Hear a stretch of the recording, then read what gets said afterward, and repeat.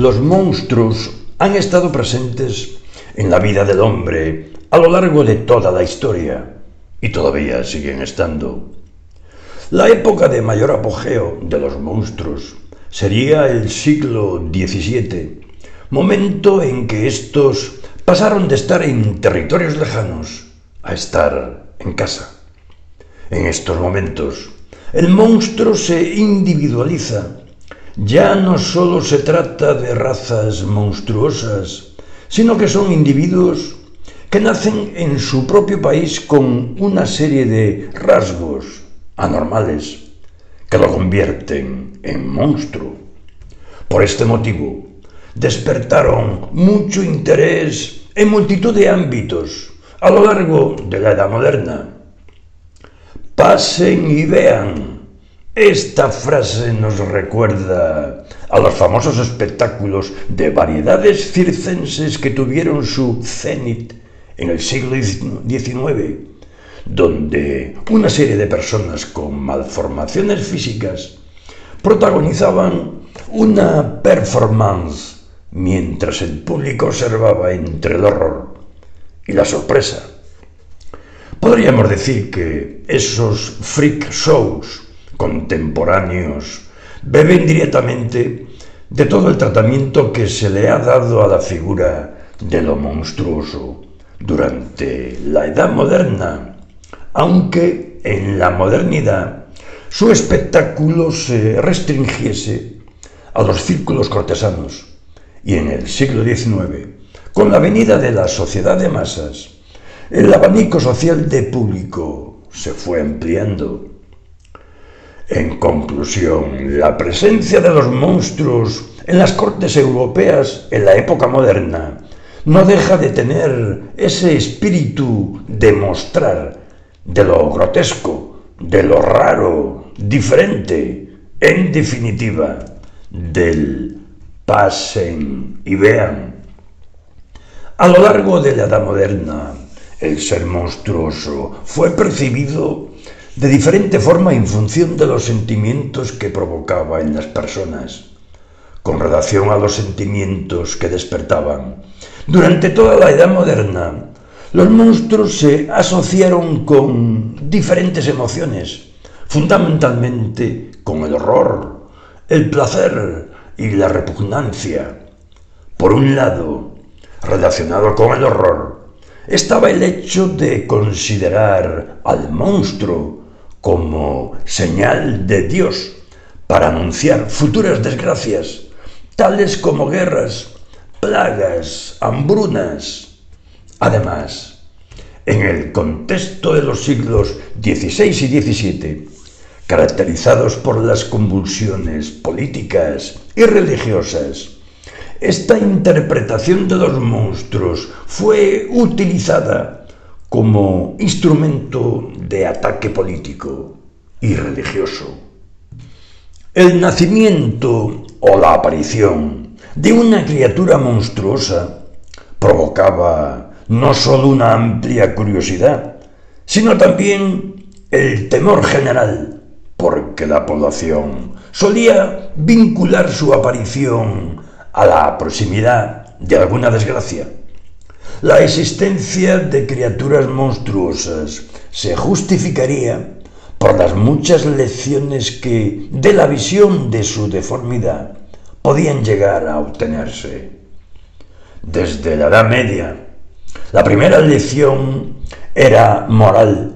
Respondía a la necesidad de tener siempre presente el recuerdo del pecado, de las ofensas ligadas al abuso y malicia en la procreación. De esta manera, la deformidad de las criaturas monstruosas era una suerte de ejemplo viviente de a dónde producían el exceso y el descontrol de las pasiones.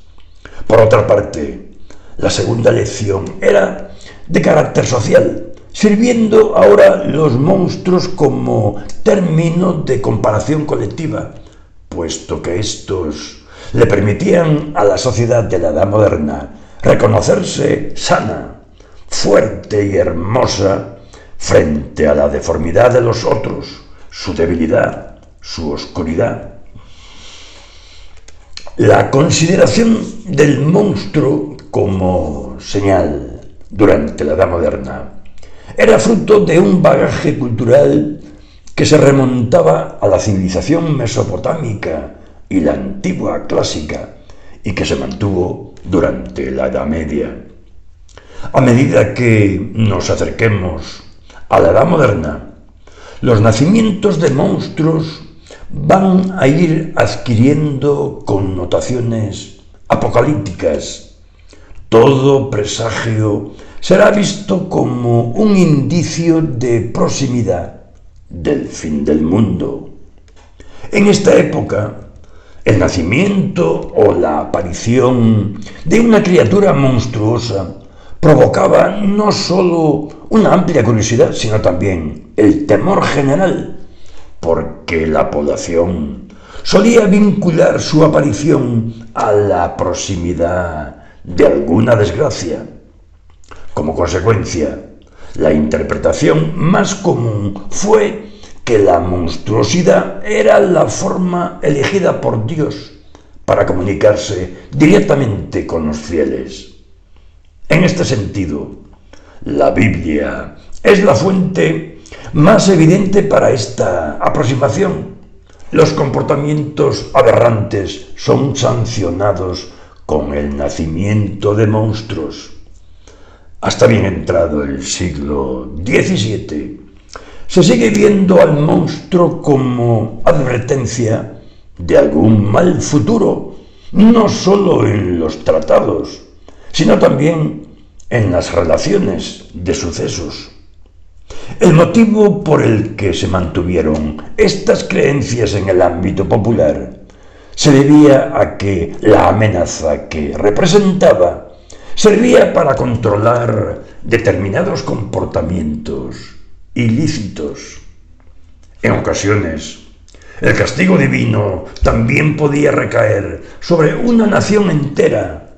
Uno de los casos más difundidos en Europa es el del llamado monstruo de Rávena, que, aunque tenía cabeza, rostro y cuerpo de criatura humana, tenía un cuerno en la frente y en lugar de brazos tenía alas, como un murciélago.